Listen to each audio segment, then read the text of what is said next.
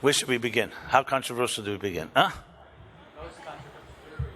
You want to say something? Go ahead. What do you want to say? Huh?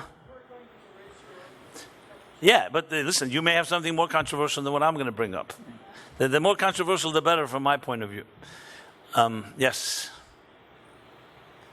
Even though I said I was going to do it afterwards, let's see what the audience has to say. Go ahead. Hello. It's not really controversial, but I was pondering it for a long time. It's about the korbanot. About the korbanot? Yeah. It's such a big part of the Jewish tradition. Yet it seems so strange that by sacrificing as an animal, it will change something. I know that today we say korbanot with our lips, and by saying them actually. So I thought maybe in the time of Mashiach, the korbanot that we will offer will be our animal desires. And I didn't know if that's the direction it's going to go. Okay. Got it. Everybody heard that? Okay. It's actually one of the questions that's asked. It is controversial, actually. It's not controversial in the sense of it's not a sensitive topic, but it's a topic which, let's begin with that. Why not? I'll repeat it, yeah. The question is about korbanot. The animal sacrifices or offerings that we find in the Torah. Different holidays, every day, for atonement, for this purpose, for that purpose. So, especially in our day and age where there's the environmental consciousness, and you even have all these groups about animal rights. We had one in Crown Heights before Yom Kippur with the chickens. So the question is, how do you explain this in a humane way, in a decent way, that we take actual animals, seemingly innocent animals, and we sacrifice them for what? To protect ourselves. I mean, where's the justification for that? The animal did no wrong. I mean, you didn't say that. I'm just embellishing a bit. And it seems especially odd in our day and age, animal sacrifices. I mean, that you come to a temple and it's full of blood. I'm not going to go into all the gory details. I will say this, since you mentioned it. A few years ago, a New York Times writer wanted to come to Crown Heights. He wanted to cover the topic of Mashiach, which has its own controversies. And he asked me when would be a good time to come. So I said to him, Simchas Beis HaShe'eva is the best time.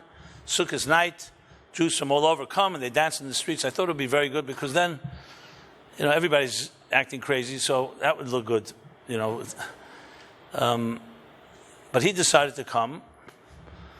12 o'clock midnight, I get a phone call, my cell phone, the night before Yom Kippur. The night before Erev Yom Kippur, I should say. And he says to me, hey, I'm here in town, Crown Heights. I'm at President and Kingston. And there's a lot of chickens here. Maybe why don't you come over? They're running loose. I said, oh, boy. Anyway, I got over there. And I don't know if you ever saw the scene. It's something to behold. Chickens all over the place. And then there's the shechting of it. I mean, it's not so easy to explain to someone who doesn't know, to the uninitiated, let's put it this way. And he said to me, hey, there's a chicken. This chicken got loose. Don't ask. It looked like... Then he said to me, okay, so what time are they going to bring out the goats and the cows? He saw it like some type of black magic. And we're going to do this like midnight rituals of... I mean, it was... And then I remember he said this nonchalant. He's a very intelligent guy. He said to me, Mashiach is a beautiful concept, utopia. I can understand that. But slaughtering chickens 1 o'clock in the morning on President and Kingston, he says, that's a problem. So just for those that have issues, I'm just elaborating a bit. I'll answer the question with another question. So I'm like answering two questions. And I remember this very vividly. It was a question that people ask, especially vegetarians and vegan, who ask the question, what right do we have to kill an animal to eat it? We'll get back to the sacrifices. Let's broaden the question. What right do we have to do that? Animals have a life. How can we disrupt their trajectory, their life, because we're hungry? Now, I have to tell you a story that really, a real true story. It was not. I was giving a class in Manhattan, Upper West Side, and before the class, and people came from all places, and there was one particular person who I saw who came with an agenda. And even before I opened my mouth, he says, I need to ask you something because I need to know if I'm going to stay to this class or not. Like he was like testing me. He says, what did he tell me? He said this question. He said, yeah, you eat meat? I said, from time to time. He says, what right do you have to kill an animal for you to consume, to indulge yourself? And it was a very, he was not looking for an answer. He just wanted to make a point. So I don't know what got into me. I usually never do this. So I said to him, I just felt, he provoked me, and he was being nasty. So I said to him, what do you think about a vegetarian that beats his wife? That's literally what I said. And I remember he went crazy. He went ballistic. He stormed out. The guy who brought him stormed out. We went with him. And later I found out that he's both. So I don't know, God put the right words in my mouth. So in other words, you're very sensitive to animals, but you forgot to be sensitive to your own spouse and to your children. And you didn't even realize the hypocrisy. Now, there's still not an answer to the question, mind you, but it was interesting that this, I don't know, that's what I said. I must not expect that happened. And later, by the way, he met me again, and he apologized because he was in a very angry place, and he needed his own help. So I'm not invalidating his question, but you have to also put things into context. So it's an excellent question. It's an excellent question. But I have to tell you a story with the Rebbe Rashab. The fifth Chabad Rebbe was sitting at a table, a Shabbos table, and there was someone sitting there who was vegetarian, was not eating from the meat. So the Rebbe Rashab, someone told the Rebbe Rashab he's a vegetarian. So the Rebbe Rashab said, and what's going on in the world of vegetation, he does know what's going on in the world of vegetation. That was the Rebbe Rashab's expression. What does that mean? And why don't you ask the question, how can you eat a vegetable or an apple or an orange? Oh, because they don't shed blood? But how do you know? Maybe we don't understand their language. They also have a family. And what about the mineral world? Why did you suddenly decide to be sensitive to the animals? Why not to everything? So someone will say, listen, then I'll die. I have to eat something. Is that an answer? That's not a justification.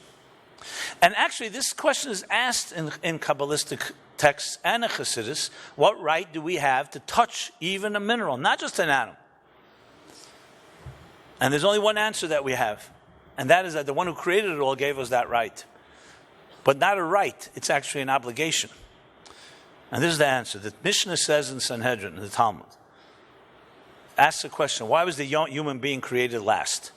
If the human being is the crown jewel of creation, the one that's meant to elevate and refine the universe, so why was the human being created last? He should be created first. And the Mishnah gives two answers, seemingly contradictory answers. One is, because when you set a table and you invite guests, you don't first bring the guests to the table, you first set the table, and everything is prepared, then comes the guest. So God prepared the entire world, and then the guest arrives. Second answer is given, that in case a human being misbehaves, the Torah tells us, don't think you're so special. Even an insect was created before you. Even the lowly mosquito, zvuv, yitush, was created before you. Now, the first answer is you're the crown jewel, you're the great guest. The second is that you're less even inferior to an insect. How do you explain it? Very obvious, a Chassidic expression, that when a wicked person walks on the street, the cobblestones cry out, what right do you have to walk and tread on me? I never transgressed God's will, and you did. What right do you have to step on me, wicked man? In other words, we were created and put into this sacred universe to elevate it. And if we indulge, even walking with our foot on a stone, we don't have a right to do that. Because why should the stone bear our footprints when the stone never did anything wrong? So look at it this way. You're hungry. You're walking in a field. You're really hungry and thirsty. You see a juicy apple. If you don't like apples, just replace it with a fruit you do like. I'm just making that point in case... because I once gave a talk about it. Someone said to me, why apple? I hate apples. So I said, it's not the point. It's the oranges. I hate oranges too. Can you find something you like? Whatever. I'm just making that point because it can be clear. It's not like discriminating against non-apple eaters or something. We're talking about being sensitive, right? So you're really hungry and you can't wait to take that apple, juicy apple. You gobble it down, and now you're refreshed, and that's that. How does the Torah look at that? That looks like you did something. What right, just because you're hungry?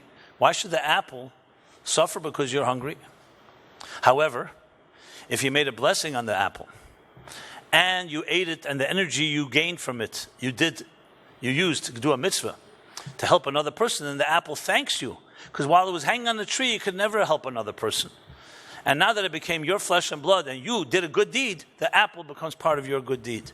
And if you do, God forbid, a bad deed, then the apple becomes part of your bad deed, and you have no right to destroy another life for your indulgence. That's how Judaism thinks. The Frierdiker Rebbe, the previous Chabad Rebbe, was a little child who was walking with his father in the woods. They were taking a walk with his father, Reb Shalom Derber, the Rebbe Rashab. And the little boy, Rabbi Yosef Yitzchak, the Rebbe, who would later be the Frierdiker Rebbe, the Rebbe's father-in-law, tore off a leaf from a tree and began to rub it. Nonchalantly, just rubbing it.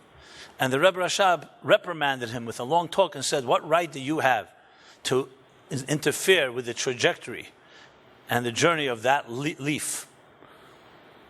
That's the sensitivity we have, Torah has. Bal Tashlis, you can't destroy even one fiber of existence. The only right you have is because you were sent to this world to be the crown jewel and to take the world and make it a better place. And then all of creation thanks us because we're not destroying, we're elevating. The word korban is not translated correctly. Sacrifice is not the word korban. Korban means offering. As a matter of fact, it comes from the word kiruv, to bring closer. So the commentaries explain, and especially the Kabbalistic and Hasidic texts, that it's elevating. So you'll say, why does it have to come in the shape of killing? Maybe it's not called killing. Maybe it is just a matter of transforming something into a greater place. So that's the general gist of it. So if you do the right thing, then you're the crown jewel and greater than all of the world. But if you misbehave, you're even more inferior to an insect, because an insect has not transgressed. So that's the general answer to the idea that we don't have a right to touch not mineral, not vegetable, not animal, and definitely not in the context of offerings. Our job is to elevate. Now, there's more to be said on it, but I don't want to just dwell on one question. The point I mostly want to make, that even if you have questions on my answer, there's more thought than this than you think. Judaism talks about this at length. It's not just dismissive. On the contrary, I would like to see the greatest environmentalists of our time. Do they have the sensitivity to a leaf that the Torah has? And the fact that many of us don't have that sensitivity, that's simply our callousness. That's not what's expected of us. Okay, so it really comes down to why these items in the world were created in the first place, and when you use them for which they were created, then actually you're fulfilling their purpose and not destroying it. So what do you do? Because we don't have that much time, maybe I should take questions. There's a lot of ways to go here. I see a few people raise their hands. Why don't we just take questions from the room here? Watching the news, and I wasn't able to hear your Trump talk. It was standing room, and I couldn't stand for all that time. But I see there's a lot of shutdown of questions in our society. Like there are conservative speakers who are not allowed to speak on campus. We have in California Ben Shapiro. He was supposed to speak in Berkeley. At this point, I don't think he's going to be able to speak. So I wanted to hear your opinion about, what's going on. Also, a little subcategory of that is how I see Jews are afraid to talk to each other about who they voted for. I don't know if you covered that yesterday. Well, what is your question to me? So, how can families get along if we've got such right and wrong? And I can't imagine that you would have my brother said to me, Sharon, you voted for Obama, didn't you? And because there are a lot of Jews have been liberal over a period of many years, and I felt like closed down altogether when I'm in a group, and I say, no, I didn't. So, You I ask don't me know. how Do do you we get along when we have different opinions? Yeah, and we don't, and we allow each other to be an individual and ourselves. And I don't know if you can. Okay, I got the elaborate question. It on was that. actually a big part of my talk yesterday in the Trump talk. Some of you were there? Anybody was there from there? Okay. So I don't want to really repeat it all because it's, first of all, recorded and you could hear it. But I'll just say one thing. This isn't just about politics. How about, in general, a family, let's say, that has a disagreement? How do you disagree in a healthy way? I have brothers and sisters. I don't agree with everything.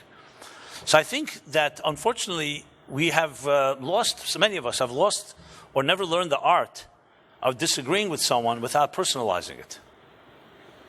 You know, everything becomes personal, and I think it's part of maybe the psychological state. People are insecure. Like, you have to be wrong for me to be right. What's the logic in that? I can be right, and you don't have to be wrong for me to be right. We can agree to disagree. And I think that is the heart, in my opinion, of this question. It's not about politics, it's about everything. Love is unconditional. You can love someone that you don't necessarily agree with. Since when is agreement a prerequisite for caring about each other? Now, I grew up in an environment like that, so maybe to me it comes natural, and I find it surprising when I see otherwise. And that doesn't mean we all can get trapped in pettiness. But step back and ask yourself that question. Don't blame the other. Let's say, look at yourself and ask yourself a simple question. Why am I angry at somebody that disagrees with me? Why am I angry? Why do you have to be angry? I have my position. I feel they're wrong. You want to make a case for it by all means. And that's that. You either will make a case and persuade the other person or you won't. But why do you carry it? Why is it personalized? Why is it like if that person disagrees with me, that means they invalidate me? Or when we disagree with someone, we have to invalidate them. Why do you have to invalidate them? Jews always knew, even our greatest enemies, and they were real enemies, our job was not to invalidate them, our job was to protect ourselves. But we didn't have to personalize it. Even with the Nazis, and nothing I'm saying here in any way defend. Our attitude, as I said yesterday in my talk about Trump, our revenge is building our families. Our revenge is our children and our grandchildren.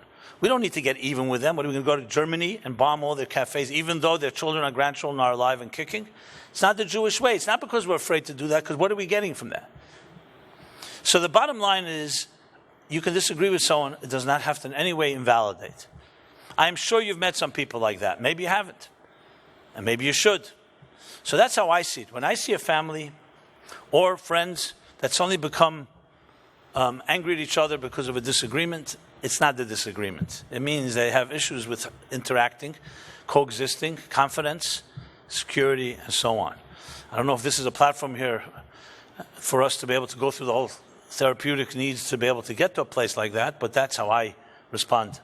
And I would say you need to go, not only you or whoever, needs to go and speak to people who can look deeper at what's really going on here. Yes, next question. Can we go here? Who? Okay, go ahead. I'm just going, I'll try to cover everyone that I can. Go ahead. I try to be short. Rabbi David Aaron yesterday said that we have to be open. God will implant into us what he wants. Now, what if that is evil? Like so many people do a lot of evil. How do I know whether that's what he wants or whether I should go against that grain? I mean, it perplexed me. Rephrase the question. I didn't understand. Okay, good. Rabbi Aaron yesterday, he gave in 50 minutes a summary of Zohar, which is pretty impressive. Okay. One of the things, he started with saying that God will implant in you, you have to be a landing pad for his will. For what? For his will? For God's will. Okay. Okay. Now, what if that means I have to do bad things, even evil things? Should I then say, okay, that's God's will, I'm going to do it? Out of respect to Rabbi Aaron, I would submit that question to him. Because I don't know the context of what he said. And I don't want to start guessing. He's here. I think you should ask him the question. Okay. Is that fair? Partially. Why partially? I mean, I'm saying it out of respect because I don't know the context of the whole discussion here. Yeah, right. Obviously, the Torah does not say that we should be doing something destructive. God's will is to be constructive. So I'm not sure. Give me a scenario where this would be a problem. Okay, scenarios. He didn't give the scenario, but I could imagine that I see a lot of poverty now. I say, well, let me rob the bank and hand out the money. So the Torah says that's forbidden. Period. There's no ifs or buts. That's not a justification acceptable if that's a scenario. Not everything's. You can't.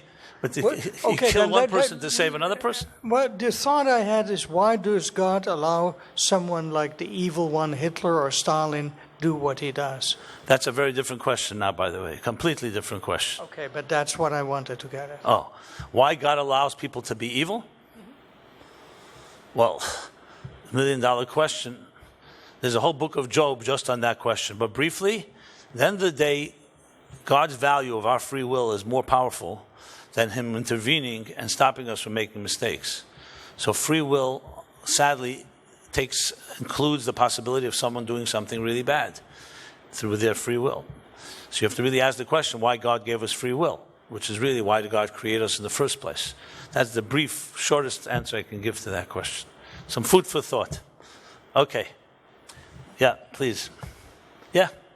Let's hear something from the next generation. All right. So last week I went to my rabbi's house for a dinner, and he commonly plays a game called Stump the Rabbi, and he's actually over there. Stump the rabbi? Yeah. Did you stump him? Not really, but. So it's a setup. He's not. Does he really want to be stumped? Yeah. He's a pretty knowledgeable guy, though. But last week I asked a question, and I wanted to hear your answer about it. Okay, what was it? How does modern science interact with Judaism in the right way? So we constantly find all these civilizations and new fossils almost every week. How does Judaism react to that? Okay, good. I'll repeat the question. The question is, how does Judaism reconcile itself and deal with modern science? Correct? Mm-hmm. Yeah. And with one example, let's say the fossil record that seems to indicate that the universe is a lot more than 5,777 years. Mm-hmm. That's your question, right? Yeah. Okay, great. You can sit down. I got it. Oh, you want to stand? You can stand. Excellent. I'm glad you're thinking about these things. I'm middle of answering a young man's question, and my whole point was I cannot invalidate a question. So what are you going to do with that, Rabbi? Okay. So let me respond to the question briefly, again, because of time. And I want to say this to you and to everyone again. Excellent question, and keep asking questions, even if you don't get a full answer. That doesn't mean there isn't more to say. And as I said, we have to be brief. So briefly, this is how the Torah looks at it. There's only one God. God created the universe. He created the universe actually in a scientific way, in a logical way. And that's why science exists. If the world was not a rational place and didn't have any laws of nature, there would be no science. So science is essentially the study of God's mind, as Einstein put it. So there's no way that there can be a contradiction between God's mind in creating the nature and the natural phenomenon and all the laws of nature. Can be a contradiction to Torah, which is also God's mind teaching us how to behave. So essentially you can say science is the study of the mechanics of God's universe, and Torah is the study of the morality of God's universe. Science is neutral. It's amoral. A scientist can tell you, let me analyze this subatomic particle, this fossil, whatever it is. But a scientist is out of his league to say, do a mitzvah or don't behave unethically, because it's not in the world of science. Torah is all about how to behave, how to use science, and how to use the world God gave us for making it a better place, for behaving more ethically, with virtue, with integrity, with truth. A scientist can be a liar. A Torah person can't. We all have free will. We make our mistakes. But the Torah says do not lie. And a scientist could be an unethical person. Bertrand Russell once said he behaved unethically. So they asked him, how could you behave unethically? You teach ethics at the university. So he said, I also teach mathematics and I'm not a triangle. You know? The Torah says you have to be what you preach. That doesn't mean we're perfect, but we have to aspire to be proud and say, you know what? I can teach you about ethics, but I'm not ethical. That's not a Torah language. So the Torah is about integration with a moral system. Science is about the study of the mechanics of the universe. It's two different worlds. It's apples and oranges. And from a Torah point of view, they're absolutely all compatible. God's mind cannot contradict God's mind. So if there's something that someone discovers in science today, and you say, 1 second, that seems to contradict the Torah idea, either the science is wrong, or you don't understand the Torah idea. That's the way we look at it. There cannot be a contradiction. Now, as far as fossils or other things, it's a rather longer discussion. There's many ways to understand it and look at it. Remember when Adam and Eve were created in the Garden of Eden, what did it look like? They saw big trees, they saw stars. So if you were there the first day of creation, the universe was in a mature universe. There were no little plants. There were plants, but there were also big trees. There were stars. A star means millions of miles of light years away. So the universe was created a mature universe. That's not a contradiction, because that's how God wanted. He wanted to create a mature universe. Anyway, that's just a brief, as I said, very brief, because of time limitations and I don't want to call you the hangman, but the angel of justice has arrived. There we go. That's a good way to put it. Anyway, thank you very much, everyone.